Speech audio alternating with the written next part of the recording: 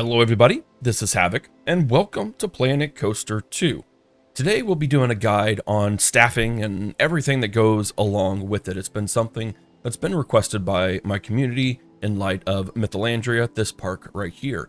There's a lot of questions. There's honestly not a ton of clarity, which I'm sure is a little bit frustrating, but hopefully some of this might get resolved as the game gets updated. So if you're into this sort of stuff or you're trying to figure out how to do your own staffing, give the video a like, subscribe to the channel, and of course, leave your comments in the comments section down below.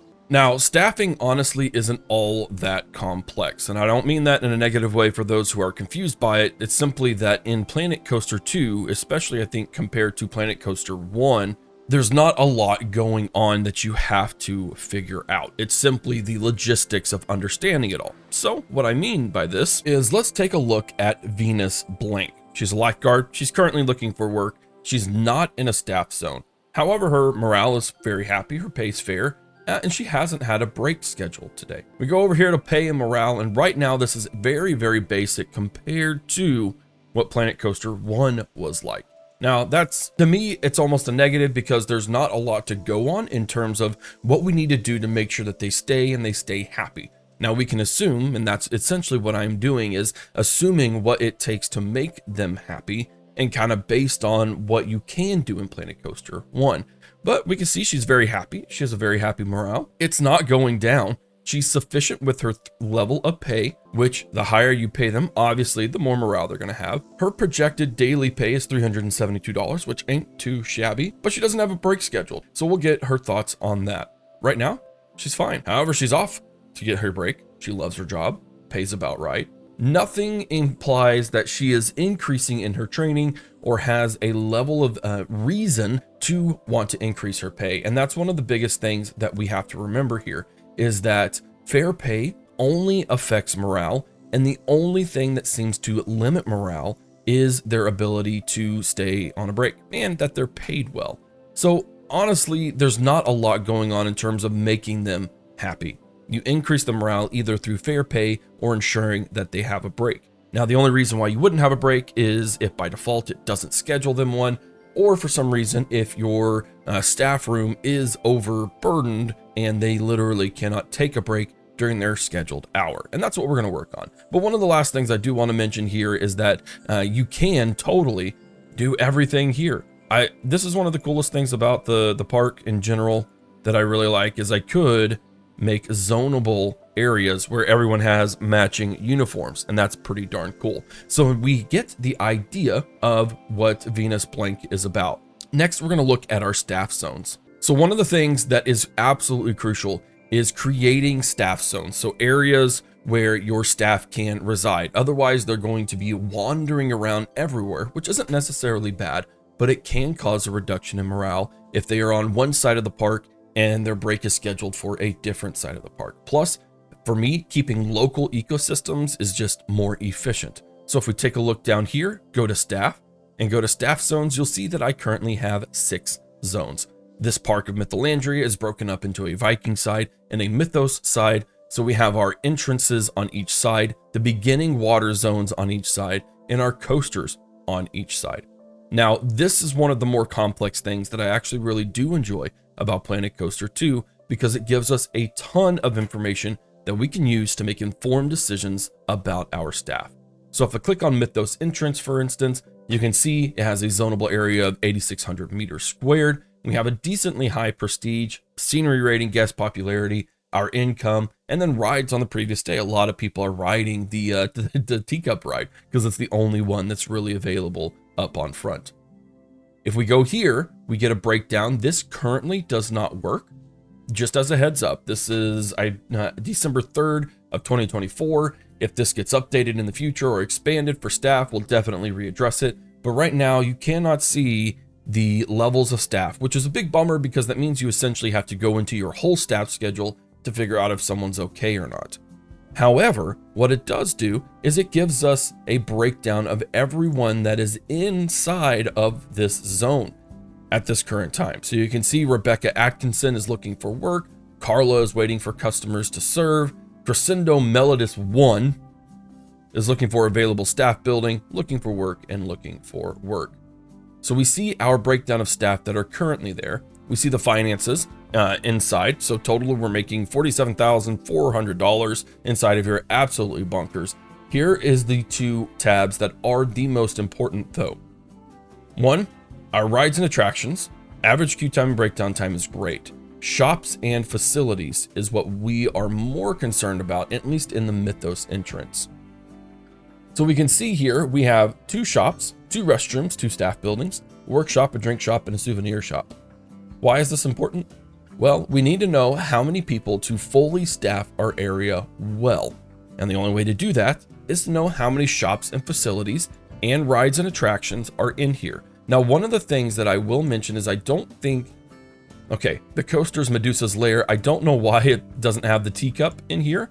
It should 100% have the teacup in there, but it doesn't. So maybe this section is a bit bugged, which is unfortunate. You'll have to just kind of maybe not have huge zones, which I wouldn't have huge zones anyways. But we can see here, we essentially have a breakdown of 2, 4-ish. We'll say restrooms are fine. 2, 4, 5 shops that need fully staffed.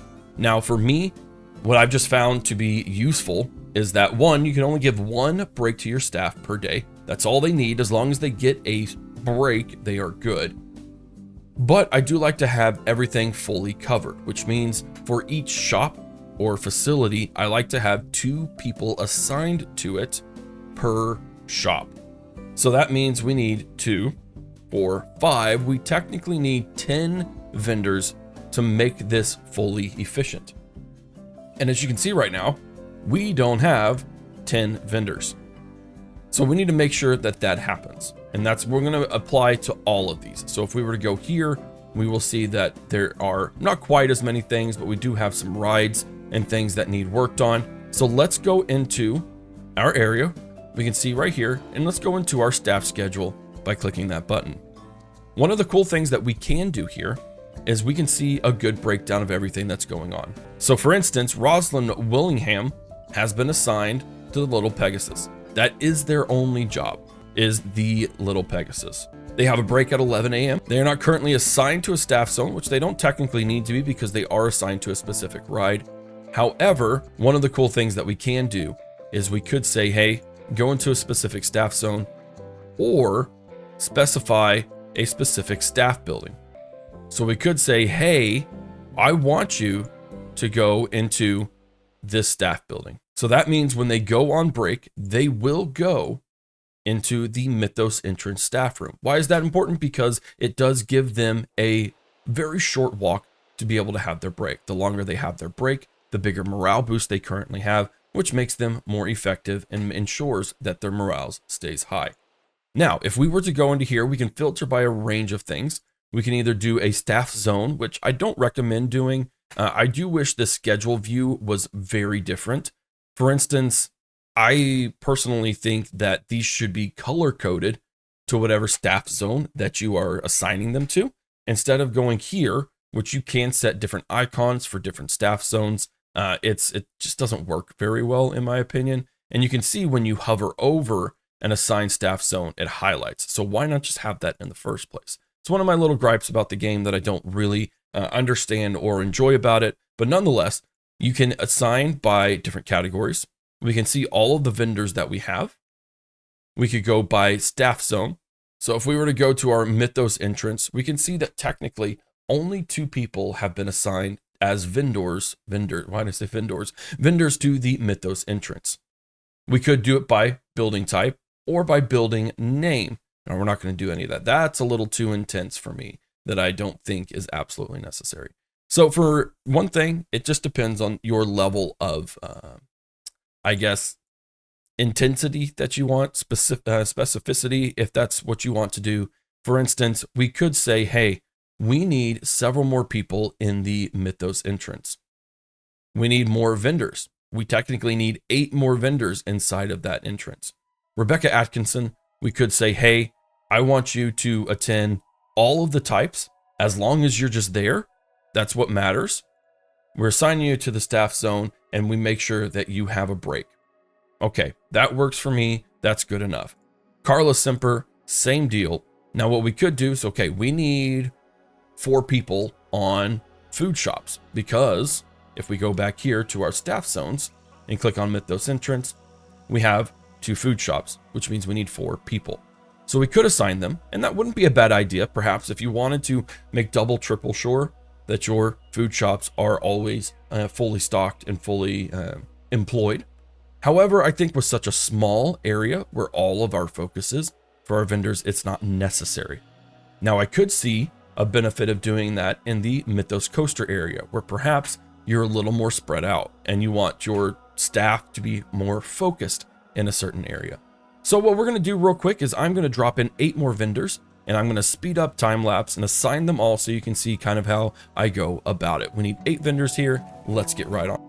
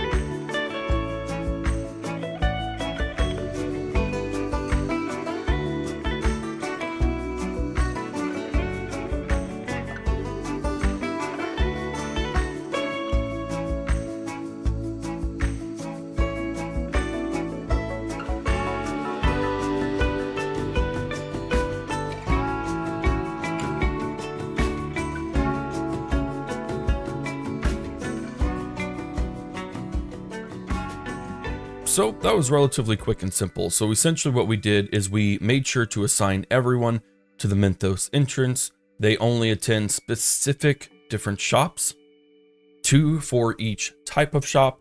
And then I spaced out their breaks. So, we'll definitely have some crossover, but I typically just like to space it out to where there aren't, 5 people going to the same place. Now they are all assigned to, again, our staff building over here. So they'll definitely, probably build it up just a little bit, but I think they'll be fine. And that gives them a very short walk to where they need to go, which means when they are on their scheduled breaks, that they will be okay. And so then basically that's where we go from there. So we can see that we need to do other things outside of just assigning vendors to people. We probably need to assign people over here to our staff over there on the ride. So if we were to go, hey, we have Mythos entrance, I need a ride attendant. Technically, there's no one assigned to the Mythos entrance as a ride attendant. However, again, we could say, hey, how many ride attendants are there? Are they assigned to a specific one? So in this case, you could go a little more specific. I can't imagine you'll have as many attractions for your coasters as you will for shops. So you could go a little more specific. Or you could simply say, hey, especially in the Mythos entrance, for instance, we only need 2 people. So we could just assign them both to this. Now that goes for all of the staff though. So for instance, if we were to say, hey, we need janitors. Right now, I don't have a single janitor assigned to any specific region. I could assign them to say, hey, only work the Mythos entrance. And you can do all of this. This is one of the things, like especially for janitors, I don't delineate because they really just need to do whatever, in my opinion. Now, if you wanted to do very, very specific things, you totally could for your people, but that's not super crucial. Now, the one thing I will say is that mechanics are a little more specific. For one, you can assign them either to work the rides or do research. So they do have a little bit difference. And then you could do a little something different here where they could service and repair rides or service and repair infrastructure. That really is dependent on you. To me, if you hire enough, and I'll be quite frank with you, money isn't really an object that has to be worried about as of yet. Now, again, this is, before major updates, before the game has really been able to be up and running. But for me, it's just not a huge cost for staff pay. Right now, staff pay is at just under 37,000, but I am making, a profit of 111,000 per day, I do believe it is. So this isn't a concern whatsoever for me for staff pay. If it is for you, then that's something we definitely need to check out and make sure that everyone is getting their value, which is another reason why you want to assign people to zones, because you don't want to have unnecessary spending and you want to make sure that you're getting the best bang for your buck. I imagine a janitor who is allowed to completely roam free in this park is probably not a very effective person. In fact, I'm going to go out and say that it is not an effective person because they don't have a good direction. So that's pretty much all that needs to be said about staff and staff pay and everything on that. Right now, it is very basic. It is very simple. For better or worse, right now I'm actually going to say for worse because there's a lot of just unknown factors that probably could be fleshed out to make your park a bit more efficient. But again, it's early in the game. I do wish they had fleshed it out a little bit more, and hopefully we'll see some good staff interactions and staff upgrades in the future. For instance, I would love to train my staff to make them more efficient, to make them better employees, even if that means an increase in pay. We don't see that right now. Hopefully we will. We'll see how everything goes. But ladies and gentlemen, hopefully that gives you a good idea. Again, it's all very logical. It's all very, I want to say obvious again in the negative sense, but unless you just sat down to really take a look at it and had someone explain it to you, or if you just haven't, it's been overwhelming, you've just simply plopped down staff like I did without giving them designations, it can be overwhelming. But hopefully this gives you a good concrete idea on how to manage your staff, how to make them more efficient, and how to make your park more efficient as a result. There may be more guides like this in the future, I really have no idea, but definitely leave a comment in the comment section below if you want some more guides on different things, whether it be rides, whether it be management, whether it be scenery, things of that nature. Let me know, and I'll be more than happy to cater, because Planet Coaster 2 is great. It is not perfect by any stretch of the means, but it is a great game that I think a lot of people can get some enjoyment out of if they have some direction or if they have some questions answered to allow them to play more efficiently and more creatively and more fun. So again, thank you for watching. I hope you enjoyed it. If you did, be sure to give the video a like and subscribe to the channel. And once again, leave your comments in the comment section down below. This is Havoc, and I'll see you in the next Planet Coaster 2 video.